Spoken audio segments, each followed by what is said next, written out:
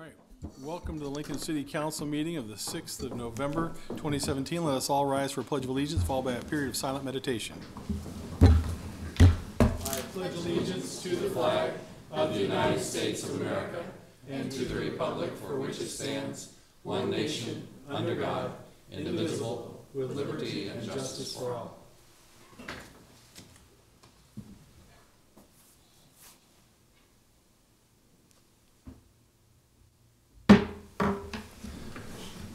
All right, before we begin the formal portion of our meeting, I'd like to recognize Mayor Beitler with the Award of Excellence. Mr. Chairman, thank you, and thank you to the council for allowing us to present to you once again the Mayor's Award of Excellence. This time for the month of October, it's being presented to Rachel, I think her friends call her Shelley Hinsey, who works in the purchasing division of the finance department. She was nominated in the category of loss prevention by purchasing agent Bob Walla for her work with the city and Lancaster County and the Public Building Commission on billing variations for city cell phones and data services. As a buyer, Shelley purchases items and services that cost less than $25,000. She also manages most of the surplus property process for the city of Lincoln and the county. In 2016, purchasing became aware of billing variations for cell phones and data services from the contracted vendor Verizon. Shelley was asked to look into the issues and report her findings. In her initial review, she discovered a number of areas where the city and the county could save money if they minimized the number of plans available, and she went forward to recommend specific plans based on usage and the type of equipment used. Over 6 months, she worked with Verizon and all the agencies to determine what plans were associated with each of the various accounts, reviewed hundreds of pages of reports and department correspondence to determine which accounts were in use and why the amounts on the bills were so different. Meetings with Verizon helped develop a list of plans that were efficient and effective. The first month of service with all devices on the limited plans was the February billing cycle, and Shelley went through all the invoices, worked with Verizon to resolve problems resultant of the changes. She continues to work with agencies and Verizon to ensure that plans are still fitting the employee's specific needs. Shelley's work resulted in tens of thousands of dollars of savings to the city, county, and public building commission. It also raised awareness by agencies of monthly billing rates that could prevent future issues. Walla wrote, Shelley continued her work as a buyer while conducting the audit of the Verizon accounts. Her dedication to her buyer position and her desire to save taxpayer money while improving customer service is why this request for the Mayor's Award of Excellence is being requested. So it's my pleasure to present Shelley with the Mayor's Award of Excellence for October. Thank you.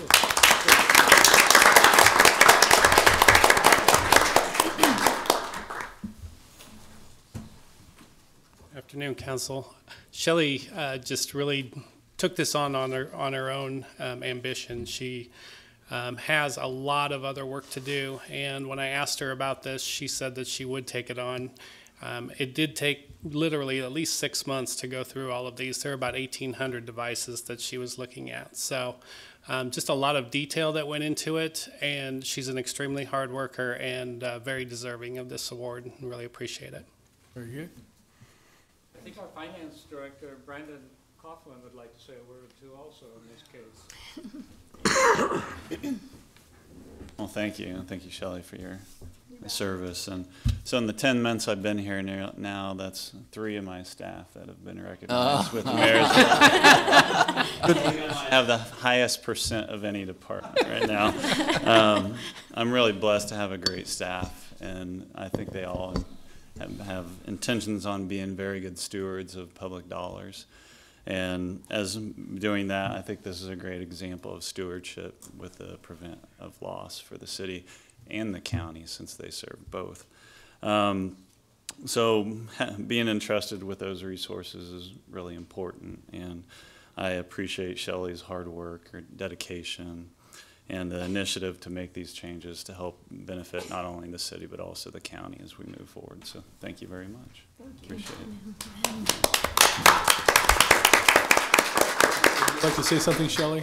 And I just want to thank everybody that I work with and my boss for this recognition, and it's been a pleasure working for purchasing, and I enjoy it.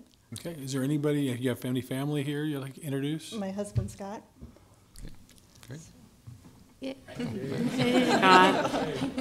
Thank you very much.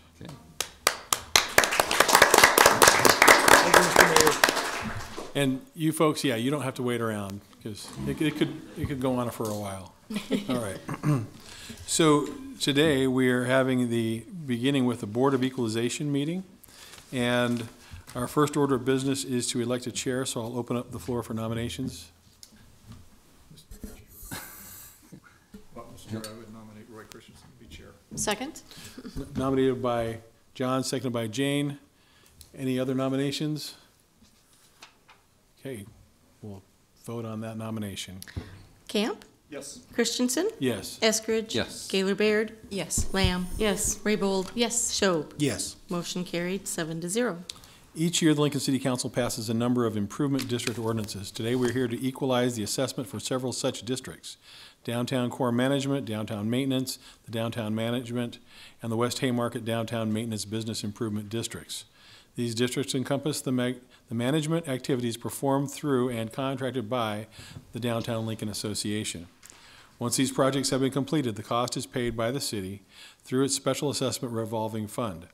It is then necessary for the city to recoup its costs from the benefited property owners and reimburse its revolving fund. These costs or assessments are computed by the Urban Development Department and presented to the City Council for its review when sitting as the Board of Equalization, as we are now. The clerk will read the description of each district into the record.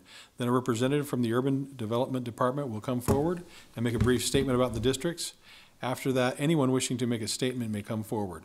Please state your name, address before making comments.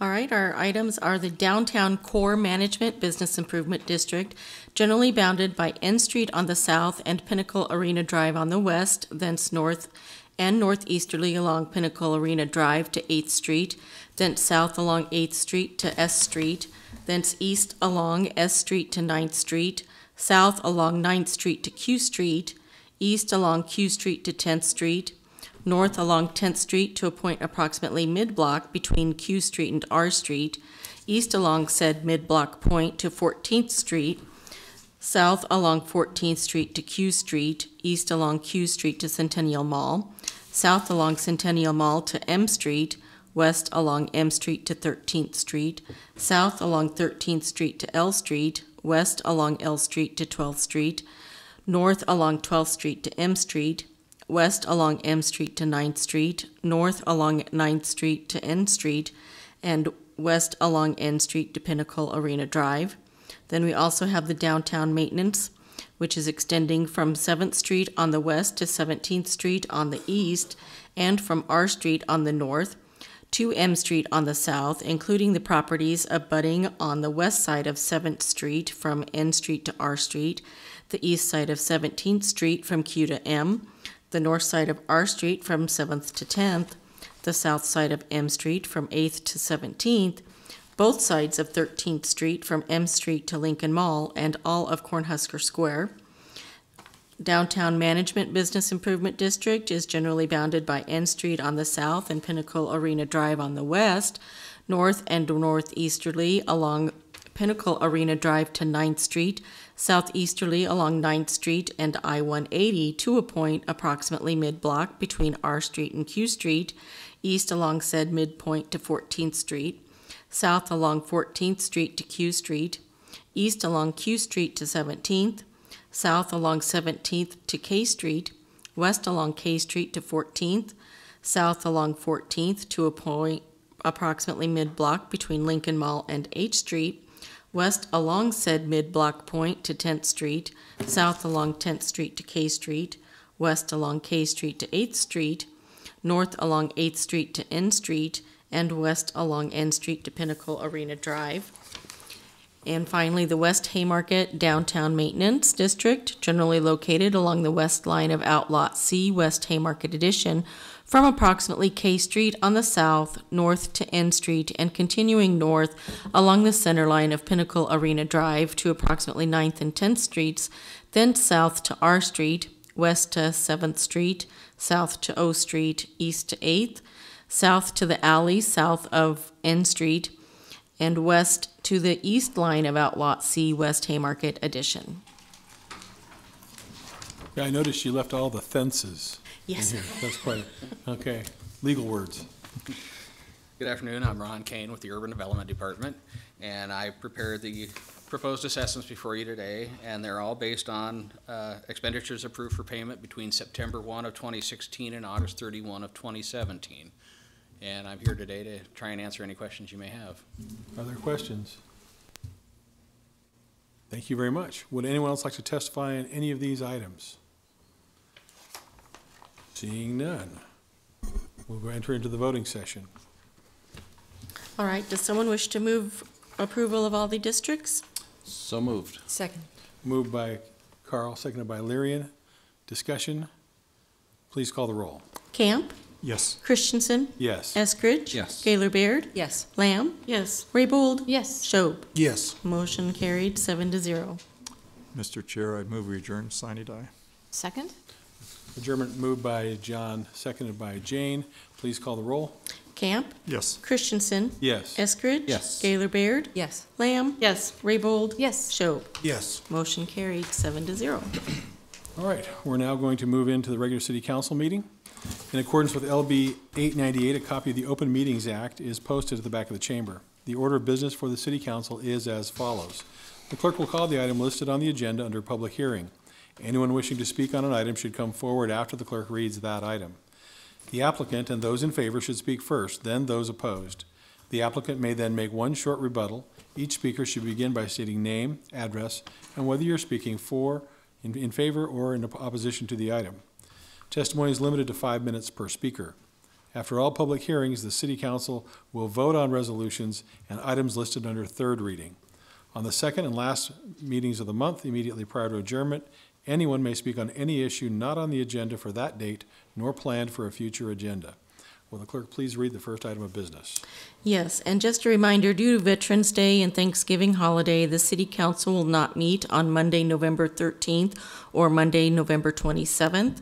We do request those giving testimony to please clearly state your name and address and to sign in on the sign-in sheet laying on the podium. Our first item is our public hearing consent agenda, items 1 through 12. Would anyone like to speak on any of these items? Do we have Amber Brannigan here? Please come forward.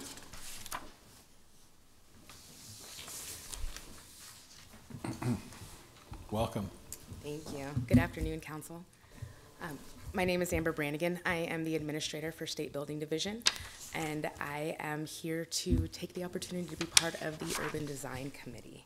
I have been with the state roughly almost a year now, and prior to that, I was at the university for 7. As we have worked through our 20-year master plan and the development of the Capitol Campus Arena, we've had the opportunity to work very closely with the design committee as we work to make choices in partnership with the city. I think being a part of this committee will allow us to continue that relationship, particularly as the city begins to work on their 20-year master plan, and to ensure that we're working in cohesion and transparency as we move forward together. Okay, got questions for Amber? Thank you very much for your willingness to Yeah. serve. All right, thank you. Would anyone else like to speak on this item or any other items on the consent agenda? Next item, please. Vote on these items. Items 1 and 2 were introduced by Gaylor Baird. So moved. Second? Moved by Larry and seconded by Jane. Discussion? Please call the roll. Raybold? Yes. Schob? Yes. Camp? Yes. Christensen? Yes. Eskridge? Yes. Gaylor Baird? Yes. Lamb? Yes. Motion carried 7-0. Then items 3 and 6 through 10 were introduced by Raybold. So moved. Second. Moved by Jane, seconded by Carl. Discussion? Please call the roll. Raybold? Yes. Schob? Yes. Camp? Yes. Christensen? Yes. Eskridge? Yes. Gaylor Baird? Yes. Lamb? Yes. Motion carried, 7-0. Next then are public hearing liquor resolutions. Those giving testimony are asked to come forward, raise their right hand for the clerk to administer the oath. After the oath, witnesses shall state their names and addresses.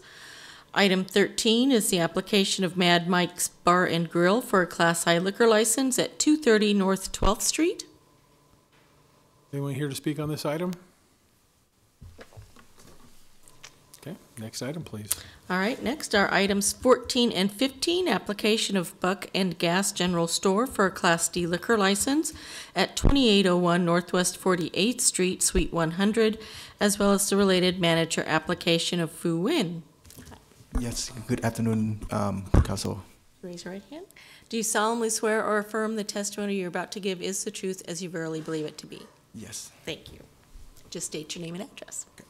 My name is Fu Nguyen, and I represent for Vietling Investment Group LLC, and we want to apply for the liquor license at for Buck and Gas Station at 2801 Northwest 48.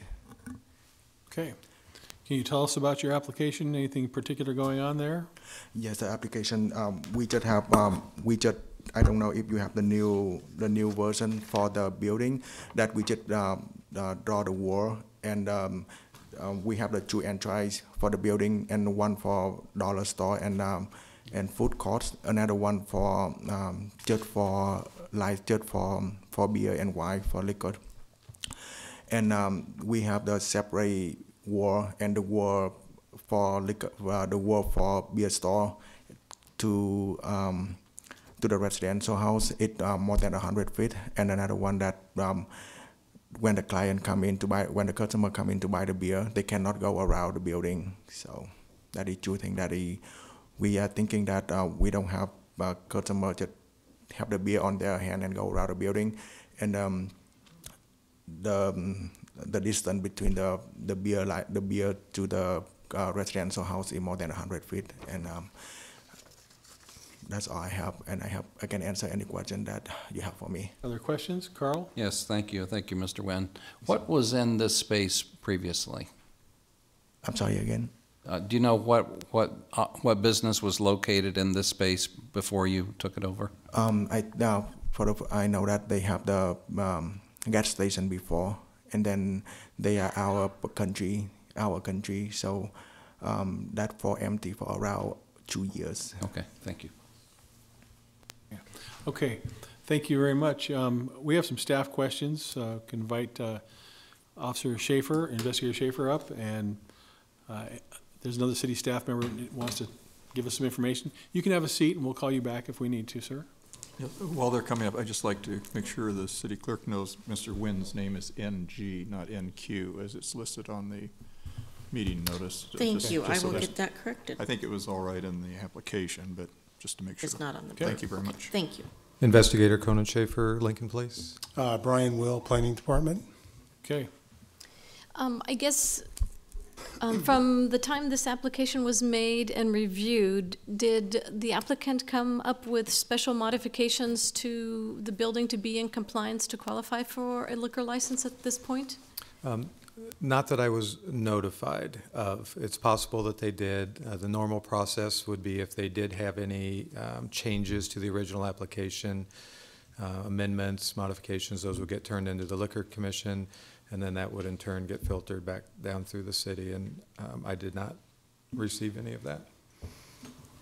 So I guess what modifications would the applicant need to make in order to qualify for a liquor license, and I guess the modifications that would allow him to be within that 100 feet from a residential property line? I'd have to defer to Brian for that one. Yeah, so part of this we're talking about needing a special permit under the zoning ordinance. And currently, the way the building's configured, it's not possible to meet that separation. There is a condition under which they potentially could, and that is separating out a portion of this building as its own, walled off, separate entrance, separate point of sale. So there's a potential to get there. However, that plan hasn't been submitted yet. That special permit has not been approved yet. So I think a portion of the, at least in part, that the basis for the recommendation to denial is because of that fact. So you are recommending a denial. Okay. Other questions? Would you both be able to speak with Mr. Nguyen and help guide him in the right direction? Actually, I've met with both the applicant and meeting in the planning department, spoke with his architect. I think we can get there. I think they can get where they need to be if they choose to. So, yeah, we'll be happy to meet with them again. Okay, so what's their next step? Get a special permit submitted to the planning department that meets the requirements and is in the form that they can then move forward to the planning commission for approval. And I think on this one, just the cart got before the horse a little bit with the application. It's not that this is not doable. There's a couple of things on this app. It was for a Class C, which is on and off sale, but I believe that the intent was for it to be a Class I, so that would be on sale, or I'm sorry, off sale only. That was something that need to get cleaned up. If this gets denied here, it would go back to the Liquor Commission. A show cause hearing would be scheduled. It probably wouldn't be till January, first or second week time frame, which should potentially be more than enough time for them to work through this. The city at any time, and Brian and I communicate regularly and would continue to communicate on this. And if the city were to remove its objection at any time prior to that hearing, we could do that. Okay, John? Yes, Investigator Schaefer, thinking how to handle this, when might we be able to act on this? And the reason I ask that is, would we want to consider putting this on a pending rather than just total denial? I think that was my colleague's decision. I think we only have a certain number of days to respond in order for us to weigh in. If we wait, the Liquor Commission moves on without us, and without. So they would have the for-cause hearing regardless, or If we don't submit a recommendation either way, it goes in as an automatic approval. okay, so your So recommendation the answer would be for to your denial. question would be that today would be the appropriate day to weigh in, to vote on it. And again, you'll be in touch with the applicants so they can fully appreciate the nature Yes. of it. Thank you. Okay, other questions? Thank you. Mr. Nguyen, would you care to comment at this point?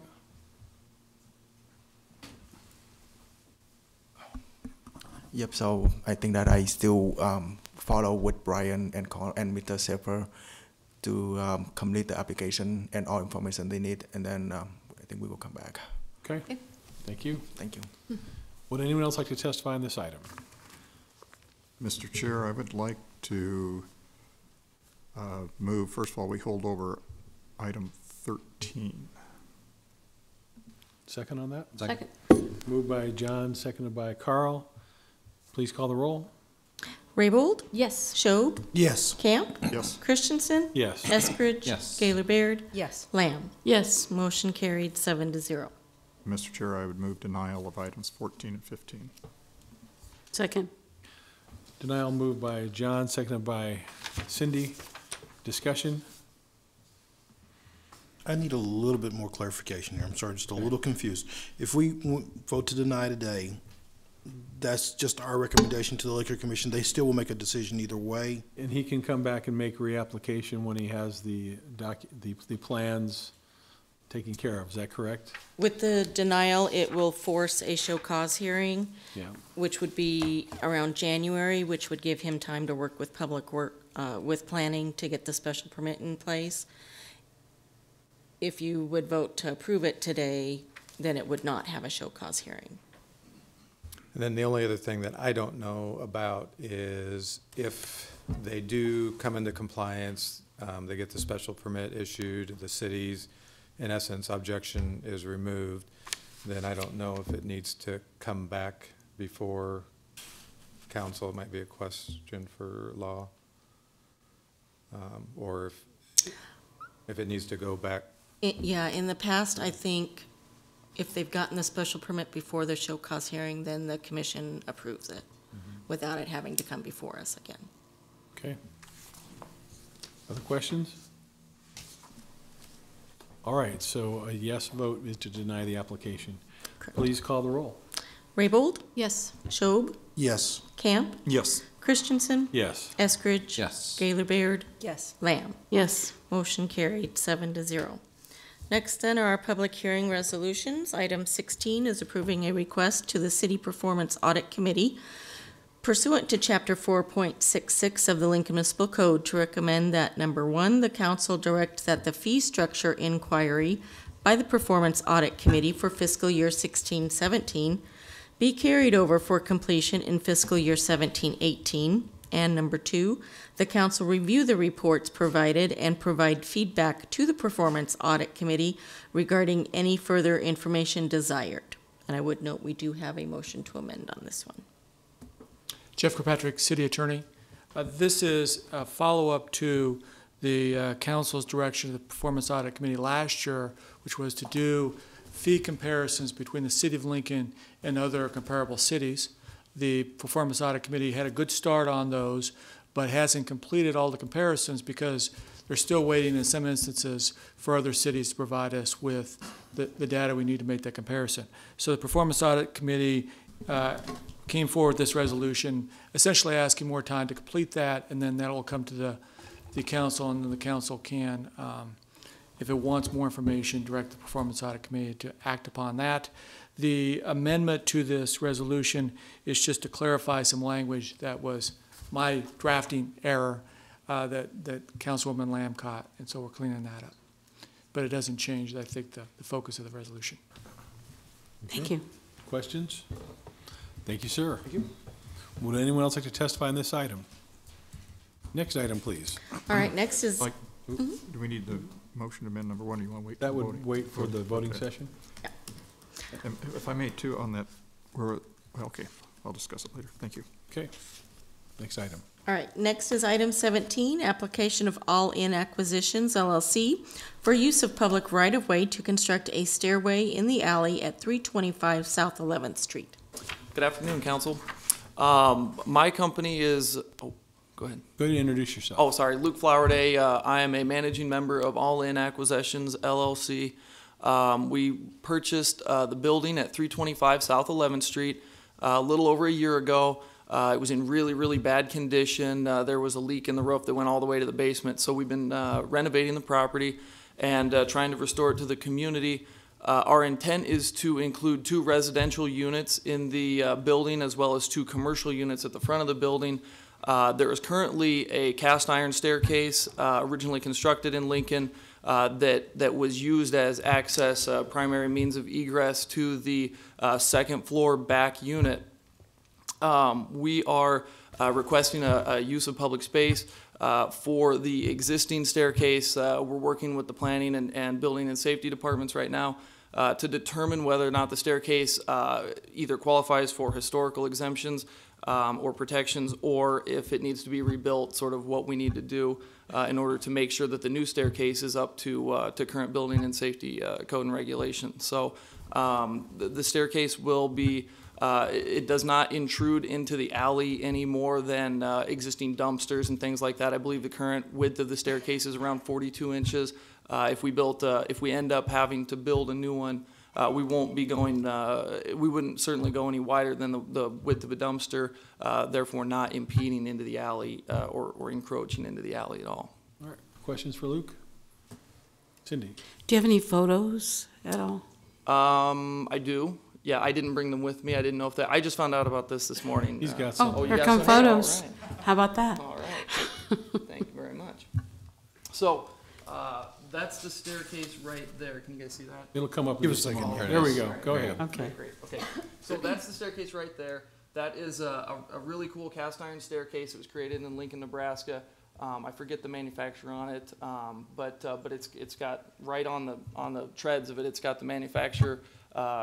Really cool piece of Lincoln history. We're hoping we can save it. I've been speaking with Ed Zimmer in the Historic Preservation Department about possibly getting it some type of protection, but we'll see how that pans out. So Right now, you can see that there are dumpsters there, and you can see that the staircase is clearly no wider than, or actually narrower than the existing dumpsters right now. So we don't plan to take any more alleyway. Yeah, there should be a button on the front that would enlarge it. Oh, okay. See it somewhere up there? Zoom. Yes, there we go. All right, that might help us. Although I'm technically a millennial, I'm not great with technology, so a little better with my hands. Okay. All right, that's better. Thank you. Okay. Yes. And has that's been there? 1906. I mean, it's original with the building. They don't make cast iron staircases in Lincoln, Nebraska. Last time I checked. I mean, we're talking turn of the century, you know. So which is why we're trying to save it. My brother and I have a background in historic restoration. We did the windows on the Kennard House, and we've the Museum of Nebraska Art, Mona Museum in Kearney, Nebraska. So we definitely have a huge passion for old buildings, which is why we bought a condemned building in downtown Lincoln, because we were foolish enough to. No, it's going great, but it's been a struggle. So, but we're bringing it back to life. So we'd love to say the staircase. That's going to be more of a building safety question, I think, and also up to Ed Zimmer a little bit. So is the permit that you're looking for to use the right-of-way, you said you're not going to go out or use any more of the right-of-way than the current stairway is? Right. But that's just required in case you have to, or you're being told that you need it for this stairway too? I was being told that I needed it for this. This staircase was not originally permitted. So when we bought the building, you know, we started digging into this thing, kind of researching the history of it and trying to find out more about the building, and we found out that the city had no record of this staircase. We wanted to use it as primary means of egress, or ingress in this case, and so we've been just kind of going down the chain of command, so to speak, to determine what we need to do just to get this thing on the radar, essentially, and approved. We've got the city named as co-insured on our insurance policy as per the building department building and safety's request. So we're just trying to dot the I's and cross the T's. Okay. Thank you very much, Luke. No problem. Thanks, guys. Luke and I have known each other since he was very young. Yes, we have. Yeah. Yeah. Okay. Positive or negative? Yep. Okay. Would anyone else like to testify on this item? Next item, please. All right, next is item 18, approving an agreement between the city on behalf of the Lincoln Fire and Rescue Department and the City of Omaha on behalf of their Omaha Fire Department to provide mutual aid and assistance of the Fire Investigation Unit's Accelerant Detection K-9 team to the requesting agency during a fire investigation. Good evening, Michael Despain, Fire Chief. So this contract may not have necessarily come to council, but because of the length of time that they're looking to coordinate this effort. But we don't have a canine arson detection dog in Lincoln now, and I don't know that we have enough demand for service to ever justify it, at least at this point. But the way to do it is just partner with other agencies that have one. I've reached out to Omaha's fire chief. They're happy to partner with us, and they've done this twice, 2 or 3 times now for free. But that's not a good use of their resources. It's their taxpayer money. So really all this agreement does is allow us a legal way to reimburse them when we use that dog for reasonable and customary expenses. We don't anticipate this, hopefully, using this dog very much, but at the end of the day, of the times that we have used it, what we've seen is it speeds up the investigation because it pushes the investigators to the area that they're looking for faster, and that slows down, it speeds up the amount of time that we get them processed and off the scene. So in terms of savings, there's some savings to the city if we can speed up the investigation. So again, it's a resource we don't have. The only and it's not a high-priced cost. It's really just coming to council because it's more than a year or 2 long. We're looking at a 4-year agreement. John? I noticed on the fact sheet you're estimating less than $1,000 a year. What type of charges does the Omaha Fire Department? They have a fee schedule like we do, and so they're basically charging for the dog and the handler, and they have that rate will kind of change over the years depending on when their council approves it. But we anticipate a typical call out would be about $200, $300 if we called them, and so this is kind of a 3 or 4 call outs in a year based on the fires we had, say in the Belmont district, where we called that unit out a couple of times. That's what it would have cost last year. I think that was an anomaly, but kind of worst case scenario, that's what we anticipate. Okay. Anyone else? Thank you, Chief. Would anyone else like to testify on this item? Next item, please. All right, we'll go on to our public hearing ordinances second reading and related resolutions. Item 19 is amending the pay schedule for the employee group whose classifications are assigned to the pay range, which is prefixed by the letter A as in apple, by changing the title from Technical Support Specialist 1 to Enterprise Systems Administrator. Good afternoon, Council. Doug McDaniel, Human Resources. This first classification is being a revised request of Information Services Department. The class of Technical Support Specialist will have a title change to Enterprise Systems Administrator. That better reflects the work that's being performed. The class itself will be revised fairly extensively due to a consolidation of duties, which will better, again, reflect the work that is being done in this area. Okay. Questions? Thank you, sir. Oh, John? I noticed that this class, the new class would start at more than the old class ends. So instead of topping out at $78,600 and some dollars a year, it would start at $79,000, go up to $105,000. Could you clarify a little bit more? Because and how many individuals this would affect or potentially? Certainly. It'll affect 2 individuals, which will have their pay adjusted. It's by contract 3.25%, in which they would go up. The reason for the increase is, if you look at the class description, it was last revised in 1997. We are not able to do extensive market review, and again, with this consolidation of the different types of services in this class, it commands that different level in the information service arena.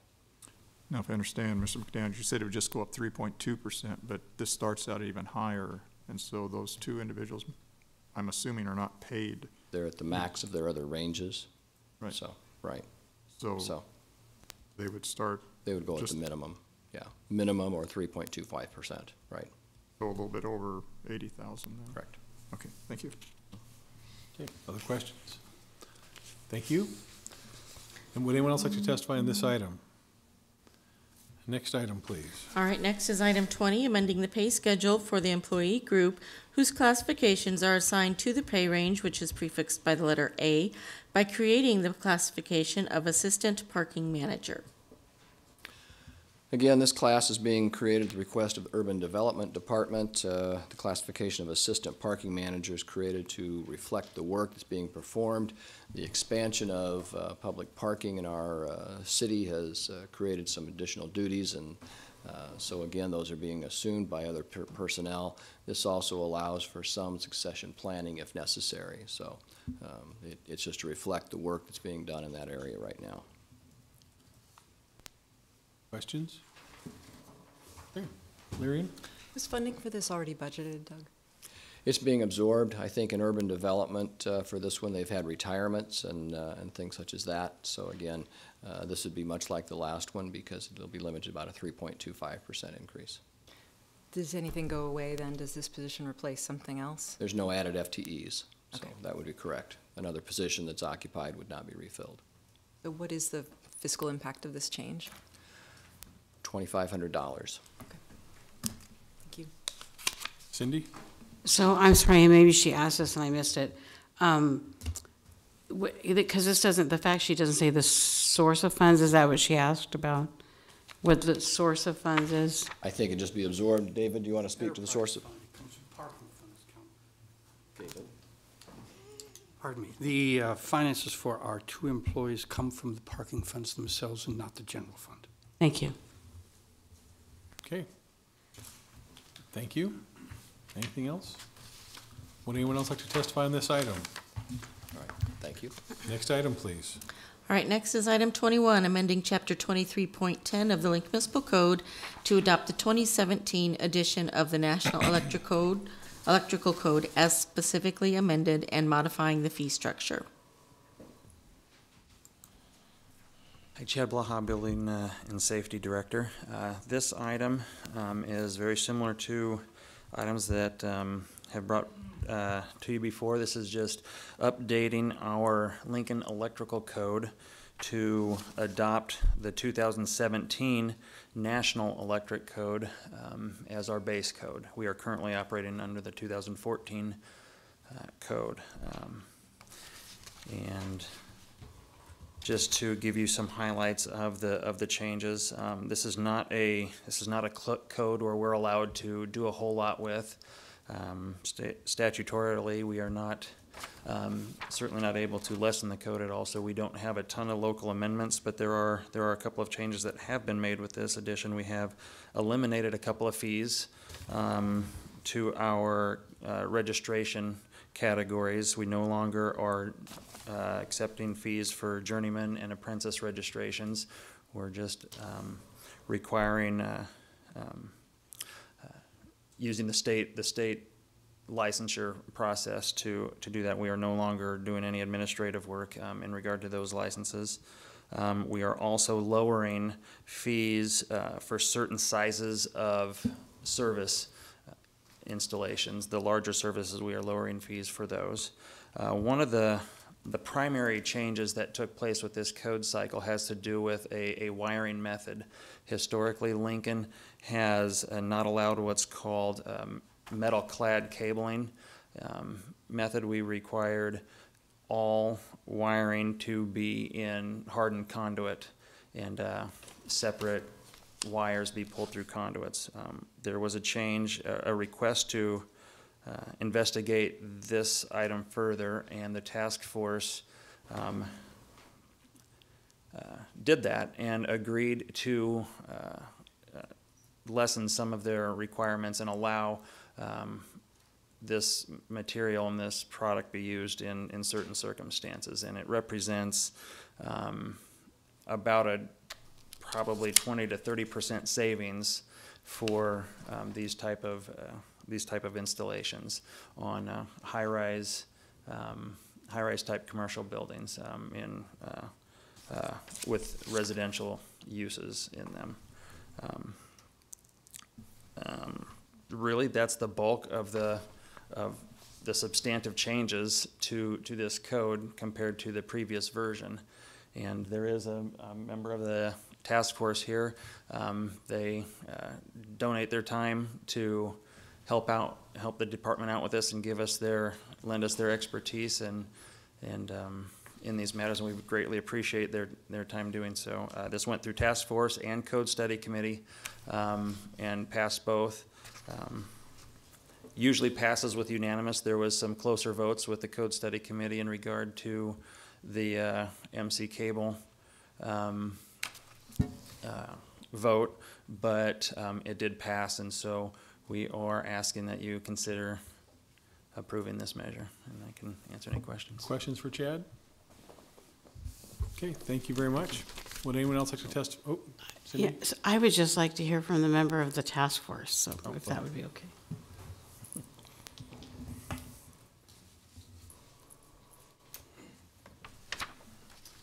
Good afternoon.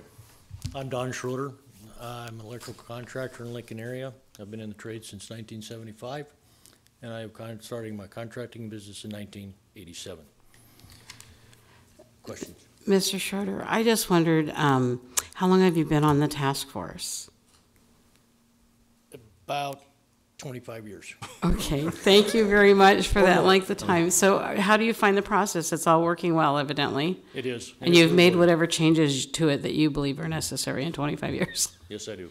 Thank you very much for serving on that. You bet. Okay. Other questions? Thank you. Thank you. Would anyone else like to testify on this item? Next item, please. All right, next are items 22 through 24. They are adopting the Lincoln Electric System rate schedules to become effective January 1st, 2018, adopting the Lincoln Electric System annual budget for 2018 to become effective January 1st, 2018, and authorizing the issuance of not to exceed $300 million LES revenue and refunding bonds. I have copies if we can. Great. Welcome. Thank you. Good afternoon, Mr. Chairman, members of the City Council. We're here for our annual presentation of the budget. It'll be brief.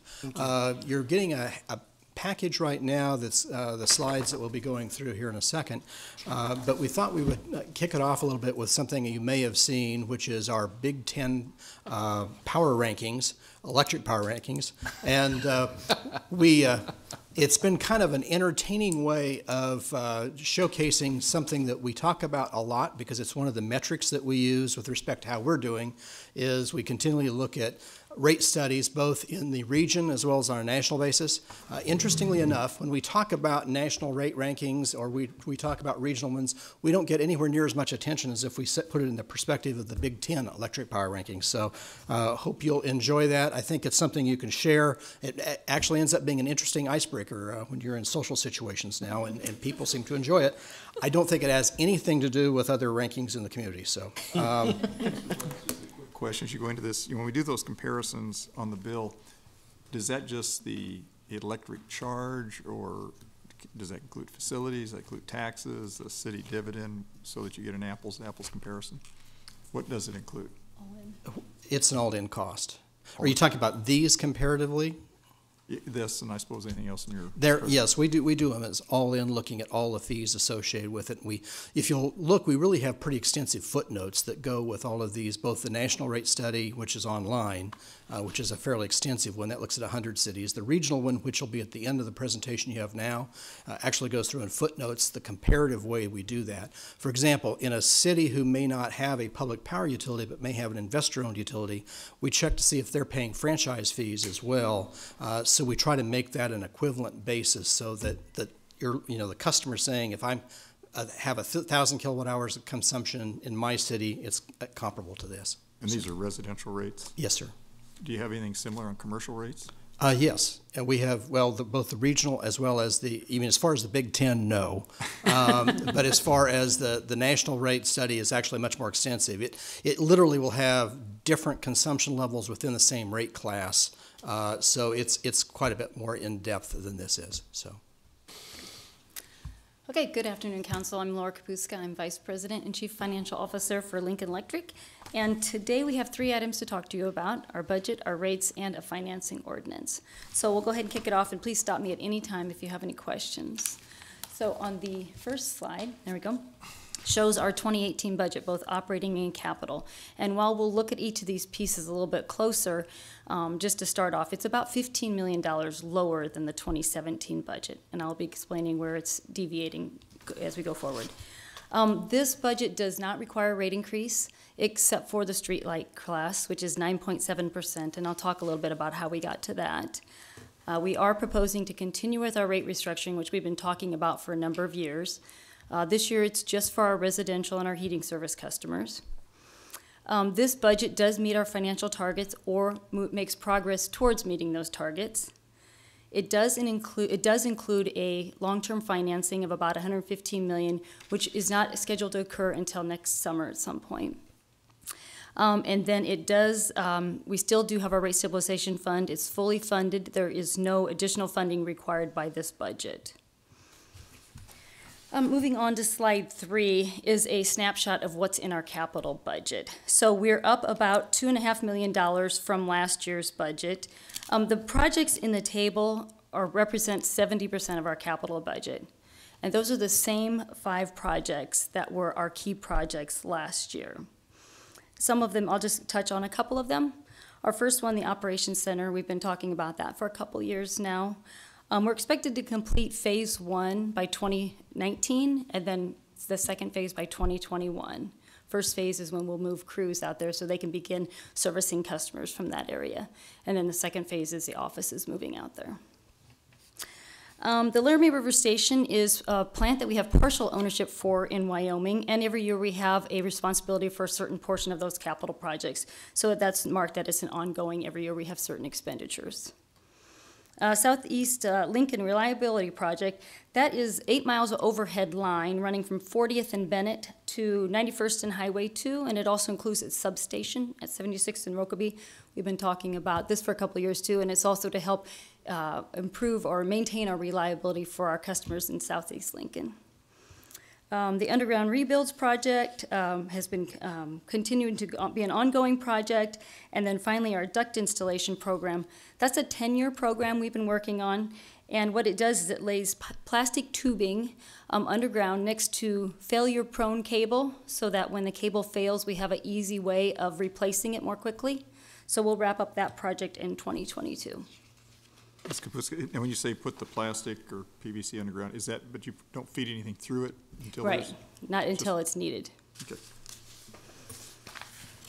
Okay, so moving on, looking at our operating budget, I've got 4 different pieces here. In total, it's down 17.5 million.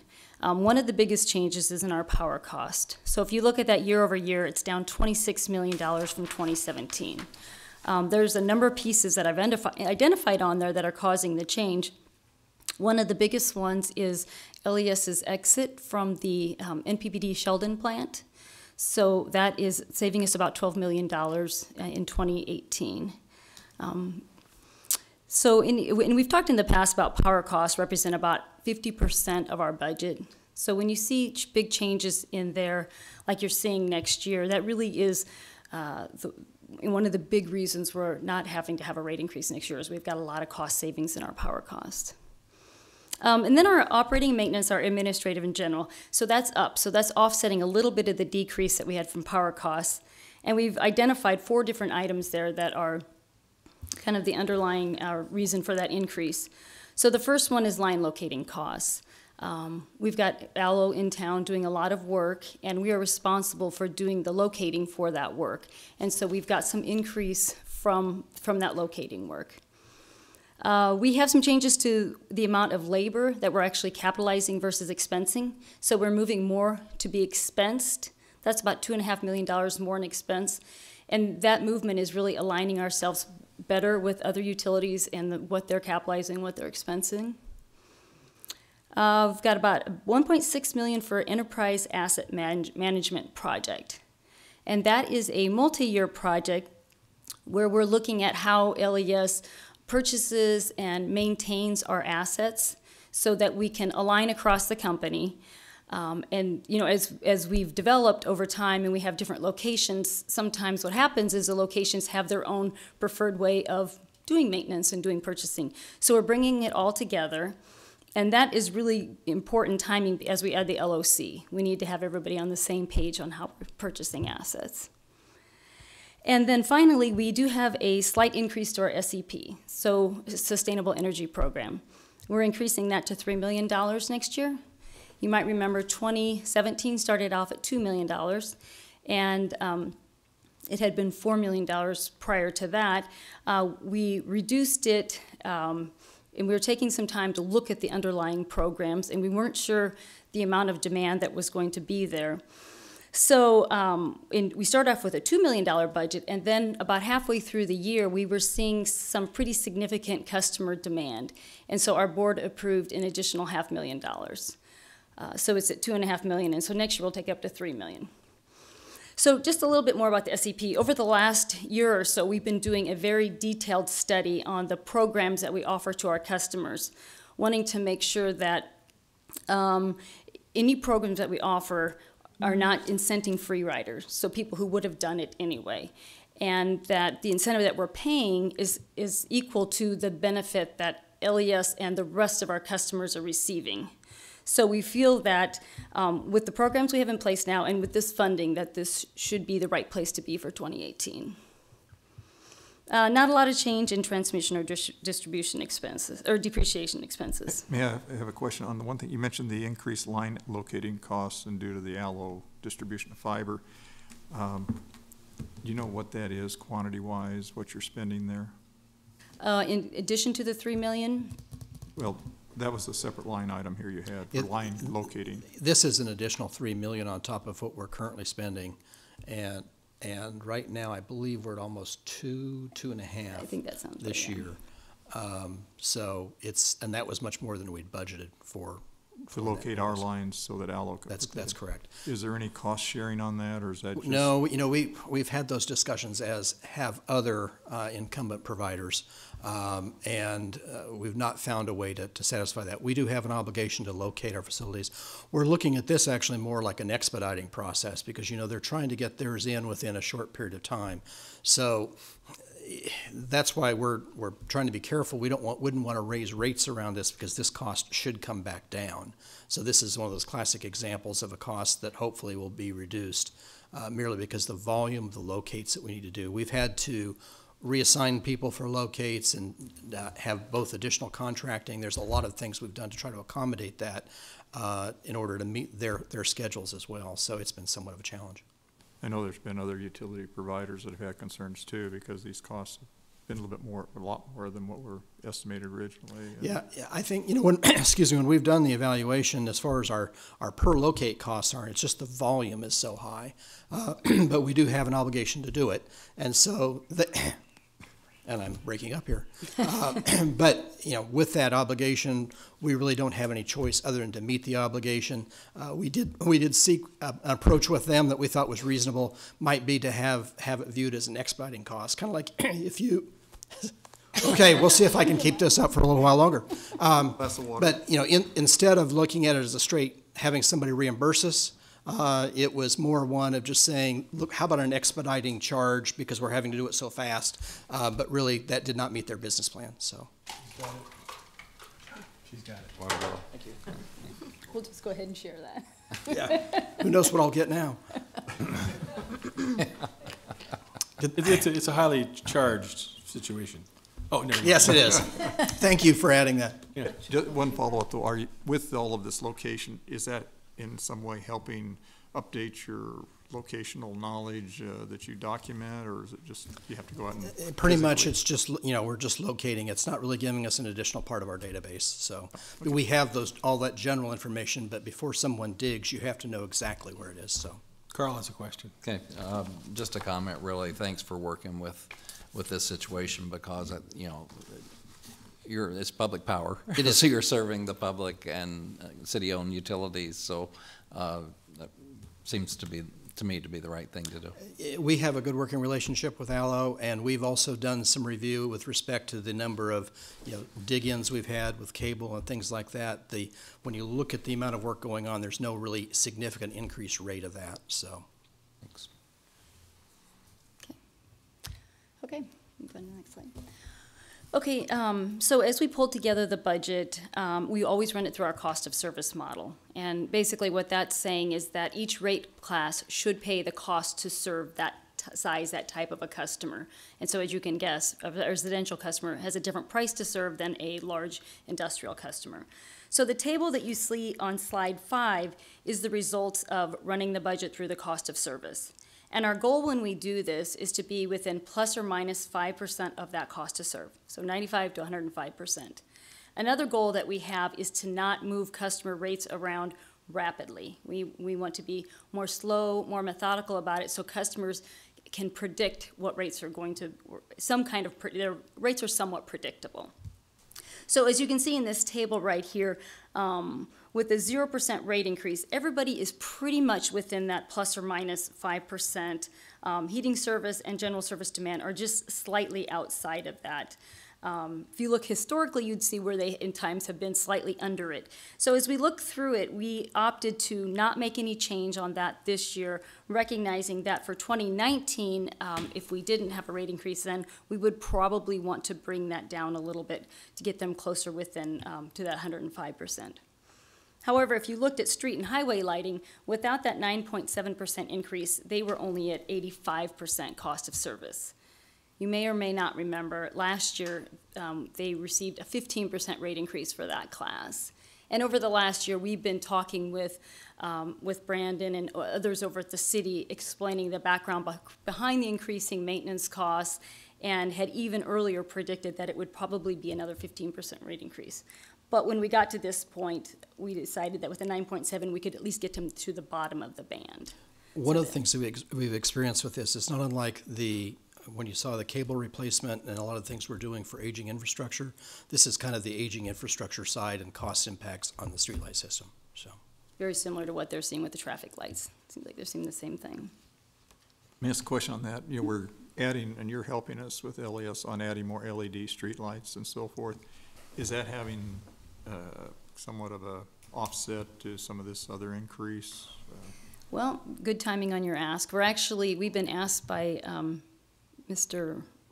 Frank, I'm not sure how you pronounce the last name, for a 5-year projection, as if the city went to 100% streetlights, what would happen to that rate over the next 5 years? And I don't have that answer yet. But we are working closely with them to help them model that, to see what would happen on the maintenance costs as well as the energy costs, factoring in what we know about as underlying cost increases or changes. You know, one of the keys to that is the old poles and things would still be there that are a part of this infrastructure issue. So those costs don't change. The energy and maintenance of changing lamps out would, because LEDs last a lot longer, so there's some offsets in there that we're just going to have to try to quantify. So. Okay, so moving on to the rate restructuring that we've been talking about for a couple years. We are proposing more of it this year. We will not complete it this year yet. But this is kind of a good depiction of why we're doing this and reflecting that we are making some progress on it. So on the top left-hand corner, that's what before we started any rate restructuring, this is what the picture looked like. So you can see 76% of our costs were fixed in nature, but on the revenue side, only 13% of our revenue came in a fixed way. So that's like our customer charge is a fixed charge each month. We had a little bit of a fixed facilities charge at that time, but it's really out of alignment. And what happens when you're out of alignment like that is that as customers use less energy, which is where you're collecting the bulk of those fixed costs, you run the risk of not collecting enough revenues to pay for your fixed costs. So as we've been slowly over time making this movement of some of these fixed facilities costs and moving them over into a fixed charge on the bill. So you can see after this proposed restructuring that we'll be collecting 26% of our revenues in a fixed format as compared to the 13 before. So the next slide will actually show a little bit more detail on what are we doing in this rate restructuring. We have 3 components on our non-demand bills. So this does not apply to anybody, any demand customers. This only applies to residential, heating service, and general service customers. This year, we're only proposing residential and heating service changes. So this rate restructuring, what we're doing is the customer charge, we're not making any change to that because it is appropriately collecting the fixed customer type charges. So it's fine where it is. The facilities charge is a fixed charge, monthly charge on these non-demand bills, and it should include those things that are in that bullet point list. If you flip over to table number 3, that's the energy charge. And the things that are variable should be collected through a variable charge like the energy charge. So those kinds of costs are fuel and operating maintenance costs for some of the plants. And those are being collected through the energy charge. But we're also collecting those other things, the distribution system, substation, transmission lines, generation plants. Those are all fixed costs that we're collecting through this variable energy charge. So what we've been working on the last couple of years is moving those distribution system and substation costs over into the facilities charge. So we do it slowly and gradually because as you're going to see on the next slide, there is there's bottom line impacts to customers and it impacts them slightly different. So we're making it very slowly and methodically. And when we move them over, the facilities charge will increase, but the energy charge decreases. So to LES, it's revenue neutral, but to some of our customers, it's not. So if we look at the next page, that shows an example of what we're doing proposing for the residential customers. The first box shows the facilities charge, and in the green is what we're proposing to change it to. You may remember last year that we implemented the 3 different levels within the residential class. So based on the amount of average annual energy usage a customer uses, they're placed in one of these 3 levels. That again is kind of that cost to service concept again, that it costs us less to serve a small residential customer than it does a larger residential customer. Then in table 2, you can see that the energy charges are proposed to come down. As the facility costs are pulled out of there, we lower their energy charge. And then in table 3, it shows some of the sample bill impacts. The levels are listed over there to the left, what level that customer would be in. And you can see there are small changes, increases or decreases to different customers depending on what level you're in and what amount of energy you use. And that is the reason why we can't just move all the facilities charges at one time, because these impacts would be even greater. On the next slide is our proposal for our heating service customers, very much the same, although there's only 629 customers in this class, so this is a very small class. You can see in the green what we're proposing to change the facilities charge to, and then on table 2, how the energy charge is coming down for both primary and secondary customers. And then in table 3, I've given some examples of what types of customers we have in the heating service category and how they might be impacted on their bill. And so, under the primary category, is that the only customer? Yeah, there's only one customer in this District Energy Corporation, and they would, overall, it would be a reduction to them. No matter what I do, I get hit. No, this is It's a a negative. reduction. This is a good thing. It goes down. This is going down. Oh, well, okay. It's just so shocking. Yeah. Well, I'll be here all week. Now, who else in the three-phase program? You know, my annual question. Right, right. And so we are not making any changes to general service this year. And one of the reasons why, because that is also a non-demand class, and one of the reasons we're not doing that this year is because we want to take a little more time and study that class. We have a wide variety of users, size users in that class, and we're not sure if it should also be put into levels or if we should make separate classes. But over the next year, we're going to study that more, and so by next year, we'll have a proposal for the general service. Okay. All right, so moving on to the first of our resolutions is our budget resolution. Pretty much everything that we already talked about. It would adopt the operating capital budget. It does, as it does every year, provide us the ability to reimburse ourselves for capital expenditures. That's an IRS rule. If we don't have approval to do that ahead of time, we can't issue that type of bonds. It does provide us continued eminent domain. That is also in there each year. And it does, included in our budget, and really not called out anywhere else, so I stuck it on here, is that LES does contribute a certain dollar amount every year to the Energy Assistance Program. For 2018, that's about $313,000, and that's a program that we work with the Community Action Program with, and they issue vouchers to customers who are in need of help with their electric bill. So that's the first resolution. The next one is the rate resolution, and as we talked about, it does not require overall system-wide rate increase, but there is an increase to just the streetlight class of 9.7%. And then it also has the rate schedules, which was attached in the original package that came over to you all. That is the schedules that our customers can read that help them understand what the rules are of each of the rate classes. And so we've included in there the changes for the rate restructuring. We're continually trying to clarify content so it's easier to read for our customers. So we did some of that. And then there were some service fee changes that were included within those rate schedules that we sent over. Could I ask a question? Out of curiosity, you get certain customers, unfortunately, depart with a bill or something. How much system-wide does LES lose in billed revenues due to? Due to delinquent payments, you mean? My recollection is it's running about 0.3%. Yeah, I was going to say a tad higher than that, really but it's good. very small. Congratulations. Good people in Lincoln.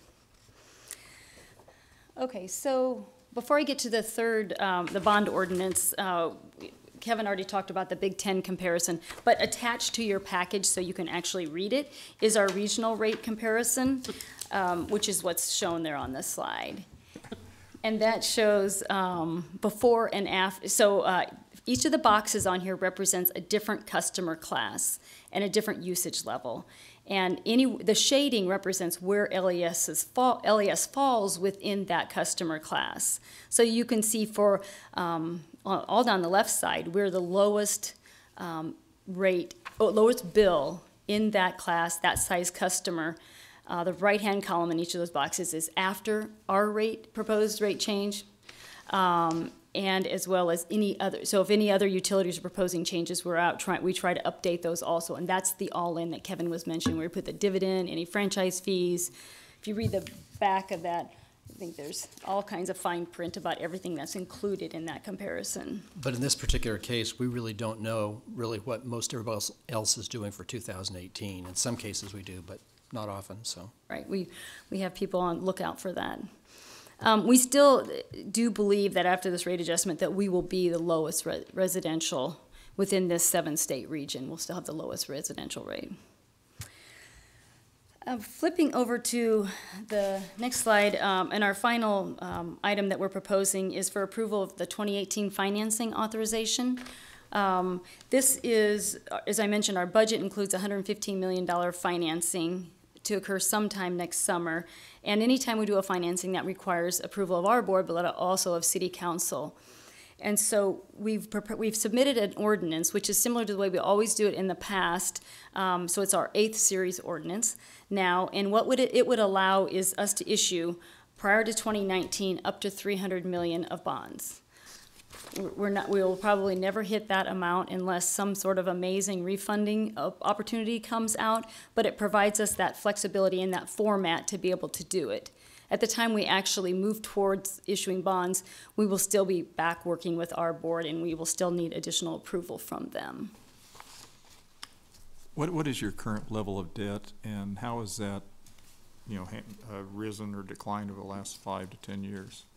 We're at about just under 600 million, and it is actually something that we work on bringing down, because our debt equity ratio, as we look at that comparison, it's a little high. So we're working on trying to bring it down. And when we were able to do the refundings that we've been really successful at over the last 4 years, it helps us to bring it down.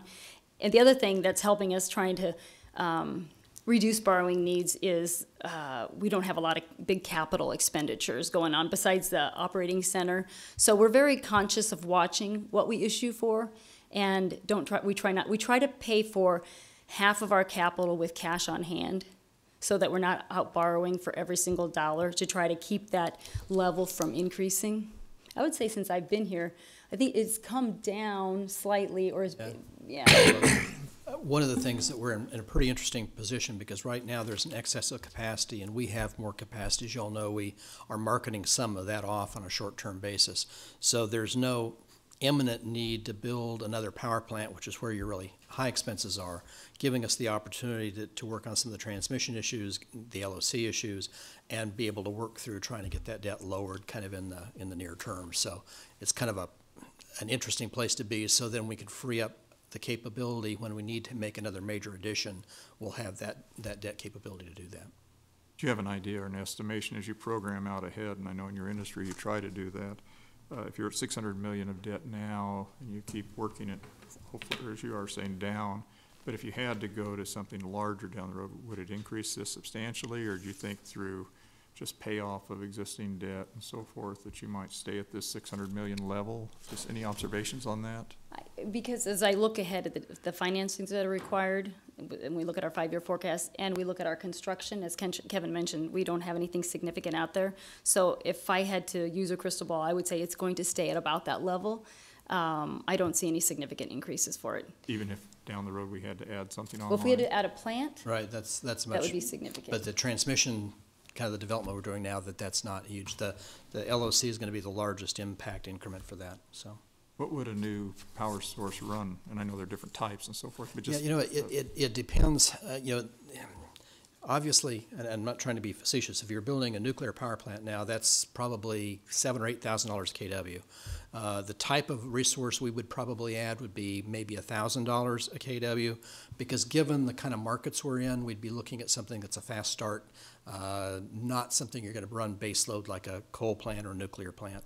So hypothetically, if you needed to add, let's say 50 megawatts, that'd be $50 million. So, thank you. It's not cheap. No. So the final item, well, yeah, just about the final item. Once our board approves the, approves a preliminary budget before they actually vote on it, we are out in the community meeting with all kinds of groups, customer groups. I was on LIBA, Drive Time Lincoln, we met with LIBA, so there's kind of an idea of who all here we're out speaking with, trying to get customers' input. We had a public meeting to see what concerns are out there. And we really got overwhelming, either no comment or appreciative of the fact that there was no rate increase. So that's important information that our board always wants to hear back before they vote on it. And we were able to share some very positive information back with them. Okay. Questions? Carl. Thanks for making our job a little easier today. I appreciate that. Do have a question, though, kind of a philosophical question. You've shifted some of the cost to fixed cost, which and I understand that. How about, did you or the board talk about incentives for people to conserve in their energy use because you've reduced the rates of what they're actually paying for consumption?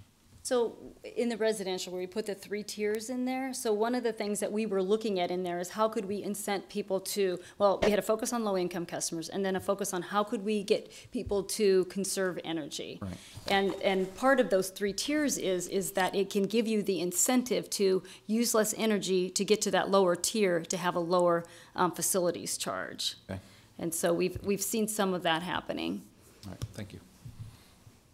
Other questions? I have to plead ignorance here, old age. LEC on your outreach. Lincoln Employers Coalition. Thank you. Yeah. We shouldn't put acronyms, yeah, I so should we do. have spelled that out, yeah. Next time, bring the dictionary of acronyms in government. You know, we also might want to note, we'll probably be back next spring. We are looking at some basically business development types of rates as well. As you probably saw a lot of the press that came out of the Omaha Public Power District and the Facebook and some of the unique things they did there. So we're not above stealing ideas as well. So we're looking at some of those, and we'll be coming back with you all at that time. We're kind of working, it's fairly complex issues to make sure you design those so there's not an adverse impact. In fact, you want it to be a benefit to the community. So. Okay. Other questions? Thank you very much. Thank you. Would anyone else like to testify on these items? Next item, please. All right, next is item 25, approving a lease agreement between the city and Truck Equipment Service Equipment Company for use in conjunction with their private business of the manufacture, sale, and servicing of trucks, trailers, and related equipment.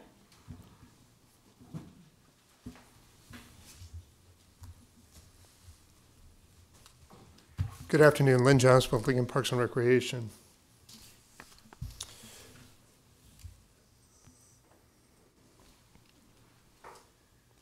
Let this come up, there we go. There it is.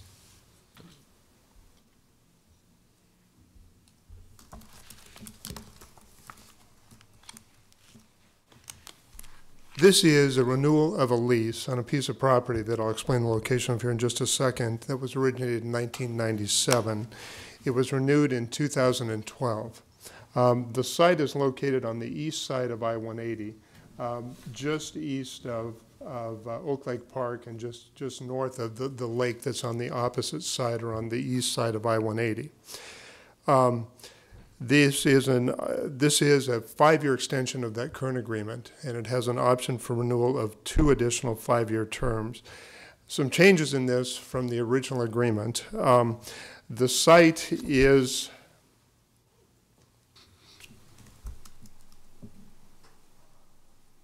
the overall site is 6.42 acres, and what we did is we worked with the lessor and identified an area that we could install landscaping around the perimeter to provide screening along I-180. And so that reduces the overall size of the parcel by about 0.85 acres. So the lease area now is 5.57 acres. The provisions of the lease is that the lease amount is based on the original lease amount, and then it increases by CPI every 8 years. And so we adjusted the lease amount, reducing it by those 0.85 acres, and that's why the lease amount has been reduced slightly. The new lease rate for the upcoming 5 years is $10,843.29, and that's for the 5.57 acres. There's another provision in the agreement that is new, and that is that the rent proceeds are to be directed to the Lincoln Parks Foundation, and they're to be placed in an endowment fund to provide scholarships for economically disadvantaged youth to participate in recreation programs. And so with those changes, really, there are 3 of them. One is changing the name of the lessor. It is now Truck Equipment Service Company. It was previously EJC Corporation. Truck Equipment Service Company is an affiliate of EJC. The change to the lease area because of adding the landscape perimeter on primarily the east side, primarily on the west side, and then the direction of the rent proceeds or lease proceeds to the Parks Foundation for that endowment. and I'd be happy to answer any questions you might have this afternoon. Questions? Cindy? Thank you. Can you tell me where the funds are directed now? Right now, they go into the general fund. Okay, and so we're moving them to an endowment for scholarships, and can you tell me a little bit more about that? It's for low-income youth. We have a fund that we've established, and we actually utilize typically some Lincoln Cares funds, and we use those for scholarships for low-income youth to participate in a variety of recreation programs. And that's in the past, it's been everything from swim lessons to some years we bought swimsuits for youth who did not have swimsuits to be able to swim. We've done sometimes sports teams. We've done scholarships for summer day camp. We've occasionally done scholarships for before and after school recreation programs. Thank you. Any other questions? John? So essentially, the rental rate's going down, even what it was before, and then, so we lose that in the general fund. How had you handled some of the things before? Was that out of your parks budget that this would now go to? Yeah, well, we do get requests fairly frequently from families who may have some sort of unusual circumstance. And in the past, we've been able to use some funds that we've set aside from the Lincoln Cares Fund, which is the utility billing donation program that we have with LES. We have found on occasion that it'd be nice to have some additional funds to be able to help those families out. Typically, we have essentially just waived those fees. This gives us a funding source to be able to help those families out over time. So these funds will build up. They'll continue to be managed as an endowment fund, and the proceeds from those then would be available that we could use to scholarship families in unique situations. And if you're working on an endowment at $10,800 a year for 5 years, I mean, you're really going to be giving out most of it, aren't you? Well, the intent would be that we would hold on to the principal, and so this would build up over time. Over the 5-year period, there would be over $50,000 there. On an annual basis, that generated about $2,000 a year that we could use for scholarships.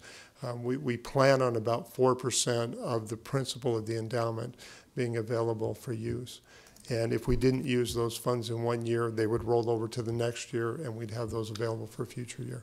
So are you going to wait for 5 years before you distribute any? I think it'll depend on what requests come in.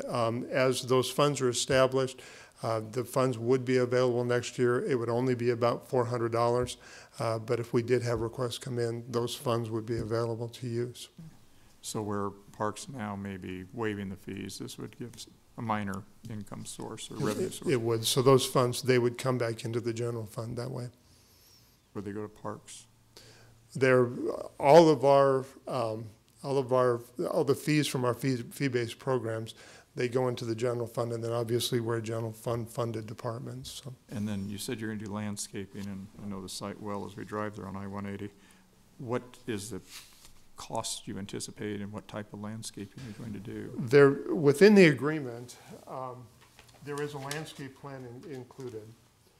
And the landscaping is primarily evergreen trees, and so eventually it will grow up and it'll be a fairly solid evergreen screen. And unfortunately, I don't have a cost for this, but I could get a cost for the landscaping. It was included in the cost for the overall airport entryway corridor project, and I can get a cost for this if you'd like. And it's not in place right now, as you probably know, but we are planning on getting it in place before the end of the year. And so those funds are there, and so you've been planning on this anyway? We have, and we've been working very closely with Rick Cole at EJC, and he's aware of it, and it's been very cooperative. And part of the delay in getting this accomplished was getting a legal description drafted and making sure that we had a good layout for that landscape around the perimeter that wasn't going to unduly affect their use of the site. Thank you. Anybody else? Thank you, sir. Thank you. Would anyone else like to testify on this item? Next item, please. All right, next is our public hearing ordinance third reading, item 26, annexation 17004, annexing approximately 283.79 acres of property generally located at South 91st and Rokeby Road. Is anyone here to testify on this item? David Carey with the Planning Department. This is, just as a reminder, that this is a date certain return to this topic. Other actions were taken regarding this project that involved Lincoln Electric System property for their new southeast headquarter, or dual headquarter building along Rokeby Road. The annexation was delayed 4 months, date certain, for the purposes of the basically the private landowners that agreed to the annexation, allowing them some time, as well as some of those tax, understanding the tax implications of their property taxes going into the following year. So that is what this is. This item is. All the other items that were related to this were already acted on and approved back in July. Okay. Questions? Thank you. Would anyone else like to testify on this item? Next item, please. If not, that concludes our public hearing. We can move into the voting session then. Public hearing resolutions. Item 16 is the request to the City Performance Audit Committee, introduced by Lamb. So moved. Second? Moved by Cindy, seconded by Jane. Discussion? Mr. Chair, I would move motion amendment number 1. Okay, would you please tell us about motion amendment number 1? Second?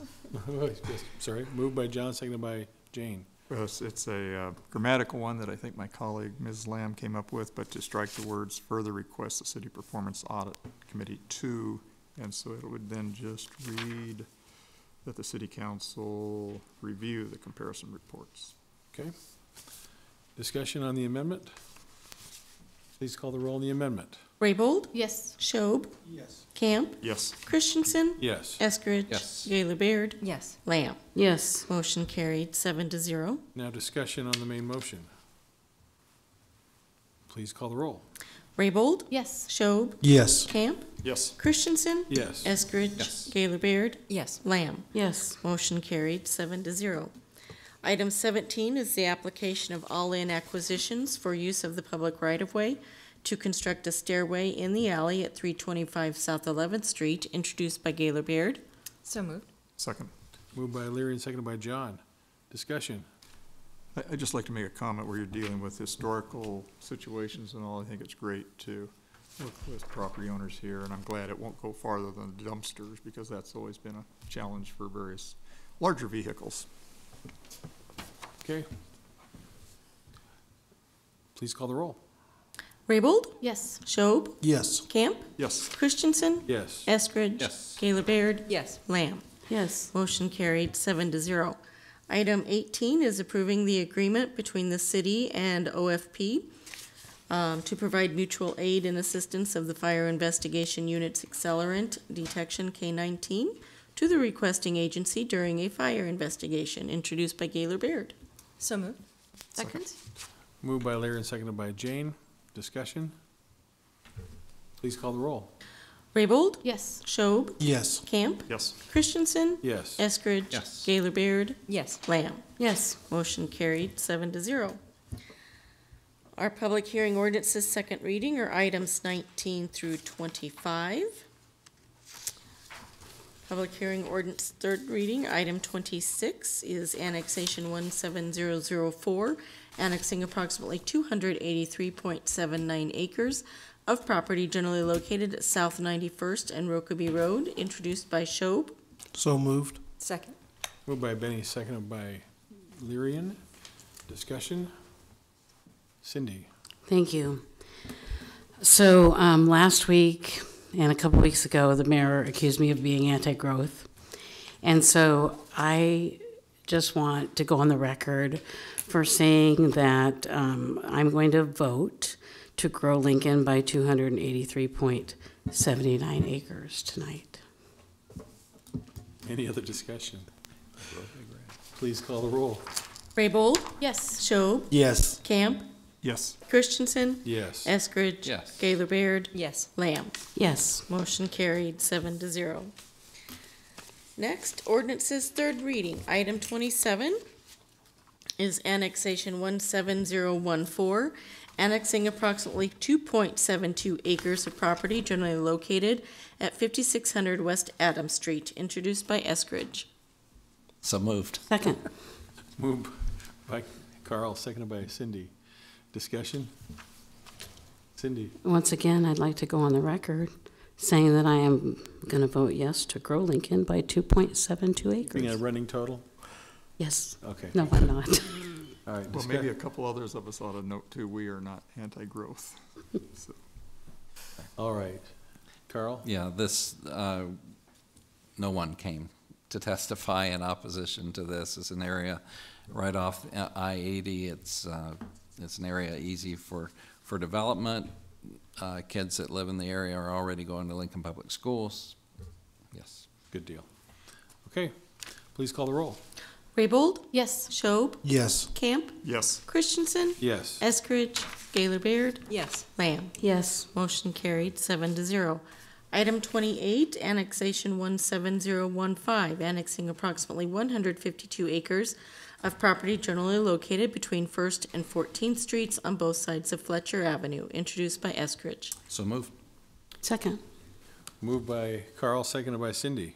Discussion. Cindy? Just one more time. Thank you, colleagues. I want to let you know that I am pro-growth, but I am also pro-personal property rights, and I am going to vote to grow Lincoln by 152 acres. Carl? And I misspoke earlier because this is the one that I This was is the talking one. then, and so this is the area that has, we have the services there. Okay. Please call the roll. Raybold? Yes. Schob? Yes. Camp? Yes. Christensen? Yes. Eskridge? Yes. Gaylor Baird? Yes. Lamb? Yes. Motion carried 7-0. Item 29, Annexation 17016, annexing approximately 203 acres of property generally located between 84th and 95th Streets south of Holdridge Street, introduced by Eskridge. So moved. Second. Moved by Carl, seconded by Lyrian. Let me just say that, again, Councilwoman excuse me. Yeah. Councilwoman Raybold has removed herself because of a conflict of interest. So, discussion on this item. Carl? Thank you. You know, we've heard from lots of residents, some of whom are here this evening, and appreciate your obvious interest and passion about your neighborhood and what's the future of the neighborhood.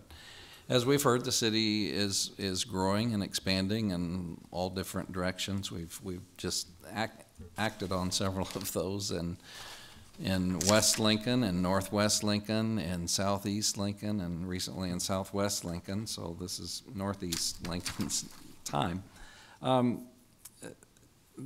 What we've heard is that there are needs for concerns about fire protection, there's school issues, and there was I think most of the testimony we've heard is support, recognition that the area will be annexed. It's mostly all surrounded by city limits already. The question, I think, is really timing and what's the proper timing for this to be done. There are school-related issues. Students who live in the area currently are students at Waverly schools, and so figuring out how they can continue in Waverly if that's their choice, or where they would go in LPS. All those are things that need to be figured out.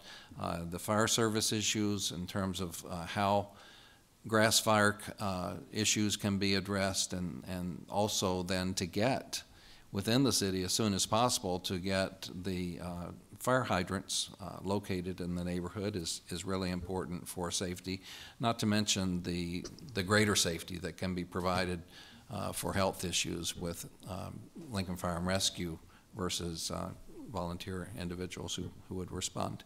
So for that reason, I am supportive of annexation, but I'm also supportive of a delay. If we could vote to annex the area this afternoon, and then that would be effective a year from now, I think that would be advantageous, and it would make that motion. Okay, so when you say a year from now, we better have a date. Today's date is the 6th of November, so the 6th of November. Okay, Yes. so it's been moved that the annexation, would this be amended to have an effective date of the 6th of November, 2018? Yes. I'll second that motion. Okay, moved by Carl, seconded by Lyrian. Discussion.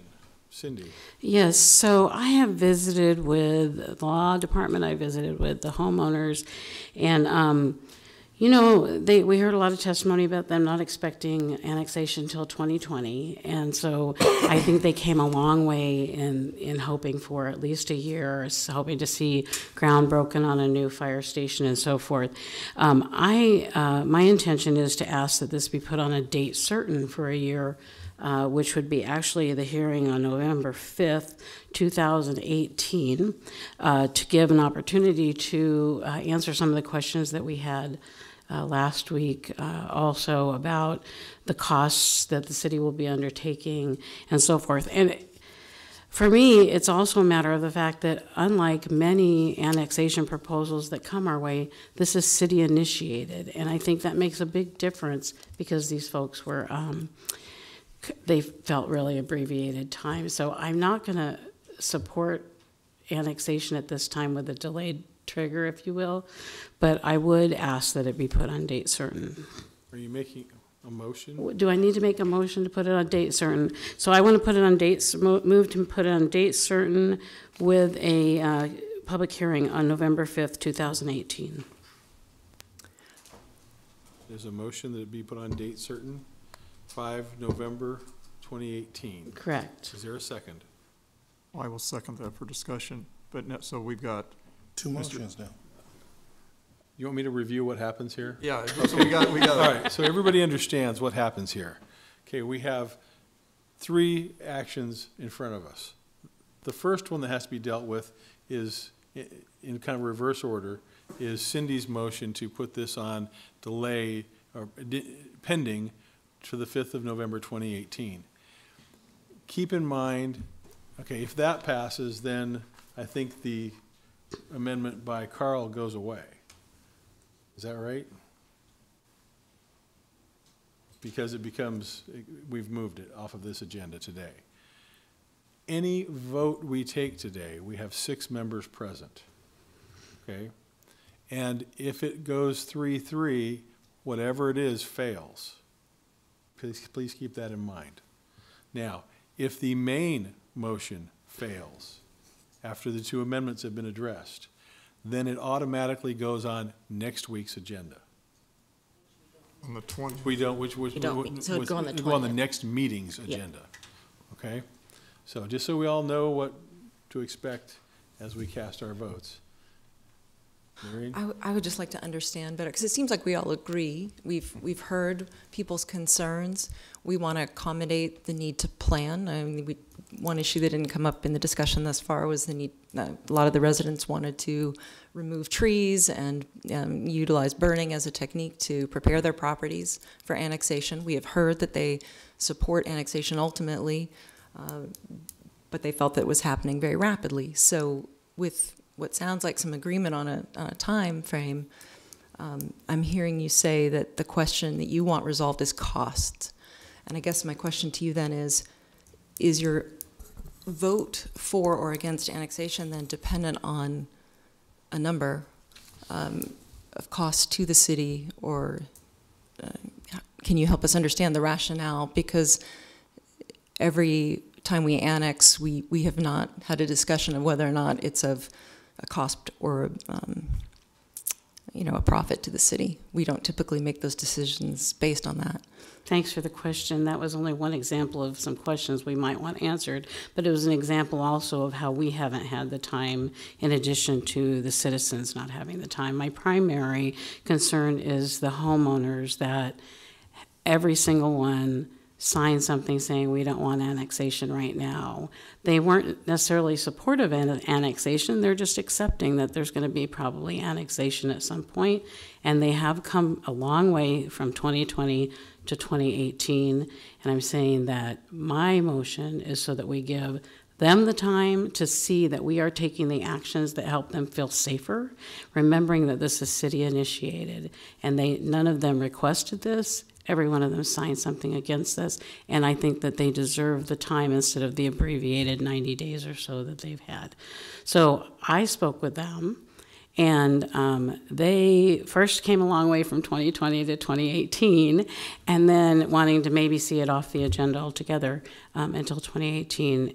and when I spoke with them today, there's a general agreement that 2018 with a date certain, pending with a date certain of November 5th, 2018 with a public hearing, would be agreeable to them and make them feel a lot better about the process that we're undertaking and less like a land grab. Okay, John. Well, I appreciate, Ms. Lamb, what you've done in visiting with people, and I've had a lot of communications myself with the residents there. I cannot support that. I think that we ought to, I feel we ought to vote it down now. Even a year from now, the north, we don't even have land for that particular fire station. And as a result, I think we need to get more of our ducks in order because, as you say, the city is requesting this annexation. I think to a person, they've recognized that probably around 2020 or sometime thereafter, there would have been annexation anyway. They're agreeable to that. But from their standpoint, not only just preparation for immediately here, but looking at the public services, we're not going to have that. I did hear them say many times in their testimony that they'd prefer to wait till the fire station is completed. So they've got that service there. And I thought it was also interesting as we started hearing from the fire department on the daisy chaining concept or relaying of hoses and so forth, and started to look at what that does to the other city services. To me, that's an important part because I want to look at the overall public safety of all of Lincoln. And I think that we're just stretching some of this. The residents in this area and some of the others have been quite satisfied with their current police and fire protection, obviously, because they haven't protested that. I don't think it's a cost question here. The city will lose no matter what your numbers are. You know, we've got to settle up with the Waverly School District, getting the fire service out there, getting the fire hydrants there. And again, remember, on the revenue that we get, the tax, property taxes we collect, about 16% goes to the city. So it's, the cost isn't part of it. To me, it's public safety and making a transition that is at a point where the city can meet obligations to the residents for annexation. And so I don't know that we can, I can't agree to a date certain next year, even for a hearing. I think that we need to see the course of action on the fire station and then also hear from the city public works and so forth on a logical, meaningful, planned addition of fire hydrants and so forth. And you know, this even brings up discussion. Maybe we need to talk about SIDs, sanitary improvement districts. It just might be something on the horizon that it's been, that might work as we do some future annexations so we work better. So I think we have some homework to do on our end and with the help of the administration. So from my standpoint, I appreciate both yours and Mr. Eskridge's motions, but I just don't want to have anything before us at this time, so I will oppose that. Okay, I have a question for both Cindy and Carl, perhaps. What is the substantive difference between voting today to annex with the date of 6 November 18 or voting to put on pending? Yeah, the difference really is the decision to annex is being made today versus delaying that decision for a year. In my mind, the difference is respect for the people whose property we're looking to grab. I'll chime in. That's not a nice word. But anyway. Well, because they haven't had enough time. I mean, they haven't had enough time. Annexing today is taking an action within 90 days of when they realized something was going to happen. They've asked us not to do that. I'm respecting that, and I think that they will respect us for that. Larry? Well, I was very impressed actually with the testimony we heard from people where they were very clear that they've discussed annexation, that they've been discussing it for years, that they meet about it every month, that they have been aware for quite some time that this was coming. So I thought that was very reasonable of them to show that they were aware and reasonable of them to say that they would accept annexation and that they appreciated it to be further out, and I think that's what we're trying to do. But one of the differences has to do with public safety. I mean, let's be clear that we have heard testimony both about concerns and about reassurances. And from our public safety personnel, They have asserted repeatedly in public meetings, not just here in chambers, but in the community, that the LFR response is likely to be more timely because they staff stations 24/7, and that while they carry less water on their engines, that they will put in mutual aid agreements to ensure that there is multiple infrastructure in place going to the property. And in order to build in some of the infrastructure that isn't there today, the fire hydrants specifically, they have to be annexed. I think the difference, to answer your question, Roy, is that if we are certain that annexation is happening, Public Works and LFR can begin to plan with certainty that they should be budgeting for that infrastructure and be prepared to put it in a timely manner for people a year from now when this goes into effect. We might even be able to get a jump on that. So in terms of preparing for public safety, it seems to me having some certainty about it is important. And then I guess have to raise the question about, you mentioned this issue of stretching resources and being concerned about safety in general and how it affects communities throughout the city. I agree with you on that point, John, because that's something we've talked about with emergency response times and needing to ensure we have adequate force and equipment. But we've just annexed over 536 acres tonight, but that issue didn't come up. I mean, those people are affected too, and I don't want to be unfair in how we implement annexation. That 536 acres we've just annexed tonight has the same impact that this kind of an annexation would have on the city, regardless of who initiates it. We are growing, and our resources will have to be spread over a greater geographical area. So I think we have to be really consistent in how we apply these policies if we're to be fair to all residents of our community. Okay. Would anyone else like to comment? Benny? Thank you, Mr. Chair. I am thrilled we're having a conversation about delay. I did speak with some of the residents, and I am excited about that. I'm also a little concerned that we set a precedent that if the fire station's not there, we don't annex in the future. It's a kind of a chicken and egg thing for me. They want the public safety, and we have an obligation to provide it, but we can't really put it in a place before we annex. So it's one of those, when do we pay for the infrastructure improvement? Before we annex and then possibly don't? Or, so I'm concerned about setting a precedent about annexing, but Councilman Lamb's point and Councilman Estrick's points are both well placed, and this didn't get easier. I thought it was going to get easier with more conversation. Okay. If I could, can I address just one thing? So we're not talking about infrastructure. Fire hydrants and infrastructure stations, wouldn't yeah. even be built, even if we annex today, but not effective till, we're just talking, the fire station's supposed to go in the city already. So. All right, so I'm going to make a comment before I call the roll here. And my comment is this: compromises are difficult because rarely does everybody get everything they want. Because if they did, it wouldn't be a compromise. So I think 1 year is a good compromise, and I'm committed to that. Now, we're just going to have to vote and see how this shakes out, whether that's the compromise of putting it on a delayed date certain or annex now with the annexation date of 6 November 2018.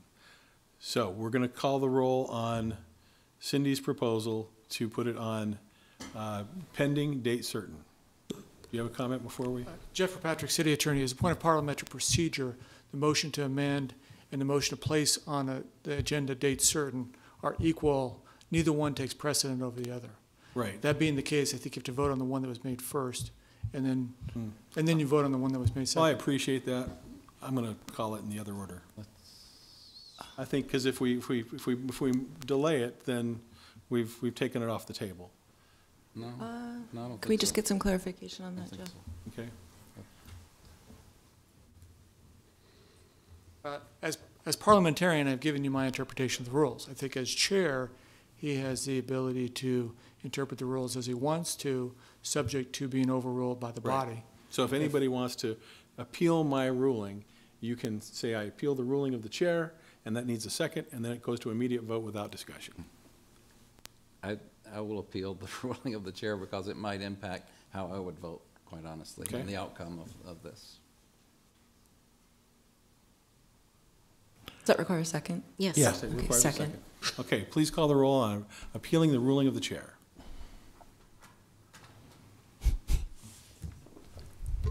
Schob, Yes. Camp, No. Christensen, No. Eskridge, Yes. Gaylor Baird, Yes. Lamb. No. Motion fails. So we will call the amendment proposed by Cindy. Okay. Schob, No. Camp, And to clarify, that just this puts is it to on the place it on agenda, pending for 1 year Pending for 1 year. with public Date hearing on November 5th. But no annexation at that time. Correct. Correct. Yes. Christensen, Yes. Eskridge, No. Gaylor Baird, No. Lamb. Yes. Motion fails. Okay, now on Carl's motion to annex with the date certain of November 6th, 2018. Schob, Yes. Camp, No. Christensen, Yes. Eskridge, Yes. Gaylor Baird, Yes. Lamb. No.